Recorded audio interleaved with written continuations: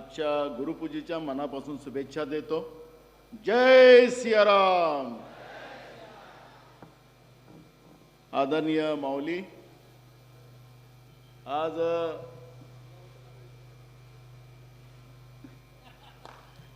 मी माऊलीचा कार्यक्रम नाही तर मी तुला गिरीश सांगितलं असतं काय असतं। आदरणीय माऊली,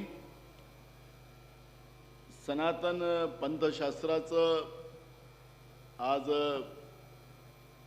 आपल्या सगळ्यांसाठी जी माऊलींनी त्यांच्या परिश्रमातून आपल्यासाठी एक ग्रंथ दिला, त्या ग्रंथाचं लोकार्पणाच्या कार्यक्रमाच्या निमित्तानं उपस्थित झालेले राज्याचे मंत्री सन्माननीय आमचे मित्र गिरीश महाजनजी, दुसरे या भागाचे लोकप्रिय आमदार आणि राज्याचे उद्योगमंत्री उदय सावंतजी, आमचे विधिमंडळाचे सहकारी सन्माननीय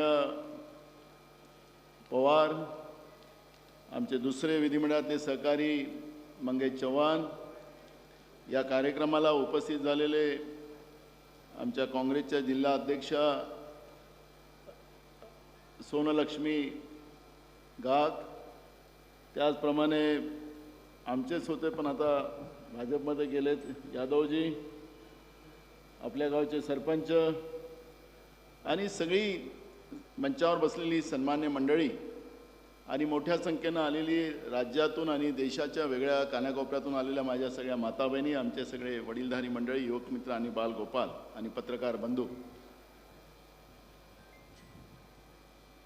माऊलींनी आपल्याला सुरुवातीपासून, कारण की मी आजपासून नाही अनेक वर्ष जेव्हा या अभियानाची सुरुवात जिओ और जीने दो, जो सनातन धर्मातलं महत्त्वाचं जी भूमिका घेऊन माऊली आमच्या गोंदिया भंडारा जिल्ह्यात आली, तर त्याच वेळेसपासून, कारण की आमचं सगळ्यांचं दायित्व जातं की आम्ही स्वतः तर जगतोच पण दुसऱ्यांसाठी जगलं पाहिजे आणि हाच सनातन धर्मातला मुख्य ध्येय आहे।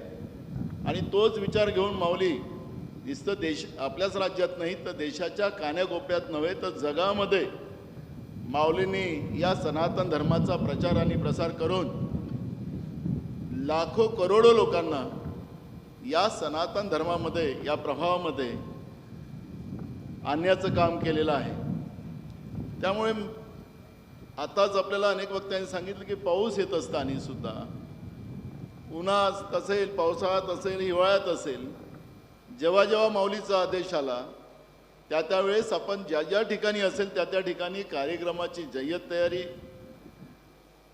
माऊलींचा विचार आणि माऊलींच्या विचाराच्या भरोशावर आपण समाजामध्ये एक समृद्ध व्यक्ती म्हणून, विचारवंत व्यक्ती म्हणून समाजामध्ये ताठमानेनं जगतो आहे। आजचा दिवस मी कुठेही राहिलो तरी आजच्या दिवशी मी या ठिकाणी दरवर्षी येतो, कारण की आजच्या दिवशी इथं आल्यानंतर माऊलीचा आशीर्वाद घेऊन वर्षभराची ताकद, विचाराची ताकद, जिओ आणि जिने देण्याची जी विचारसरणी घेऊन मी या ठिकाणातून जातो। आणि कारण मी आमंत्रित नसतो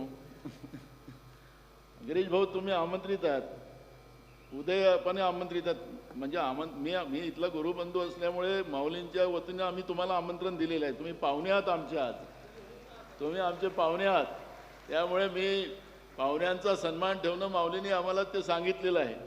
पण आमच्या पवार साहेबांनी एक भूमिका मांडली की महाराजांना, माऊलींना महाराष्ट्राचा पुरस्कार मिळावा। खरं तर मला वाटतं की अलीकडच्या काळामध्ये बंधुबाबांचा मोठापणा सुसोडात सुरू झालेला आहे। त्याचा आपण विधानसभेत त्या लोकांची नावं इथं घेण्यापेक्षा आपण त्याच्यावरची चर्चा पण करतो। पण सनातन धर्माचं विचार हा देशातच नव्हे तर जगामध्ये पोहोचवणारं अगर कुठलं पीठ असेल तर हे आमच्या माऊलींचं पीठ आहे।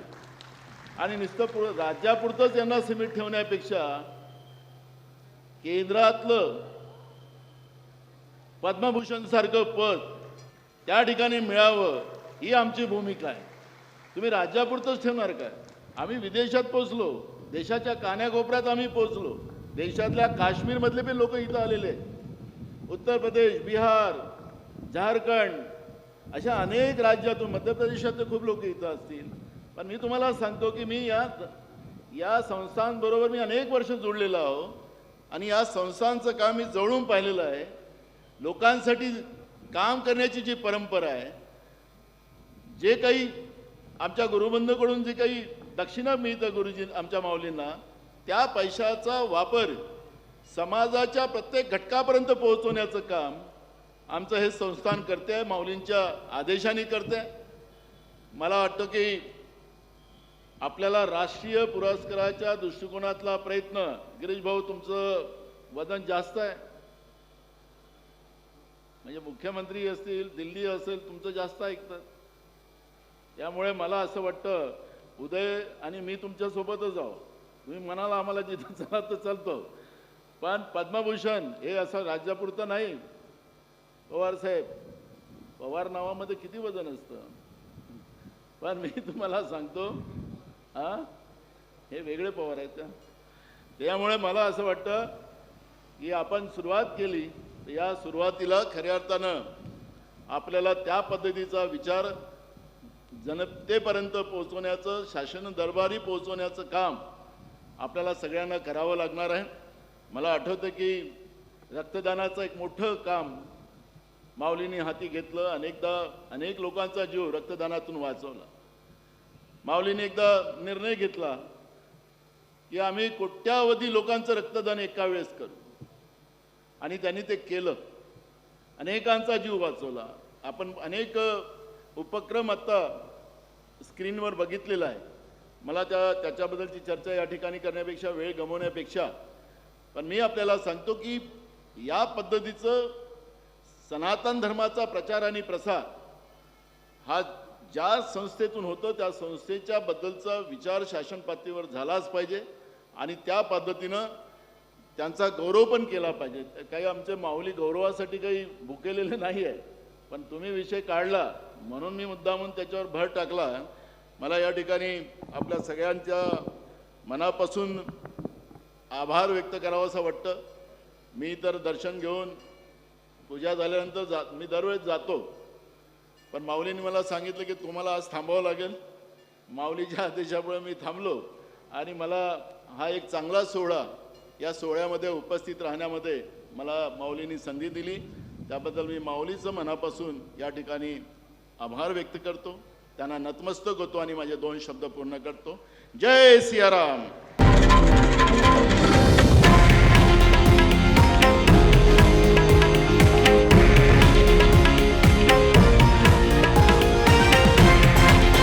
हे आहे देशातील नंबर 1 न्यूज नेटवर्क आणि आपण पाहत आहात TV9 मराठी, एकमेव.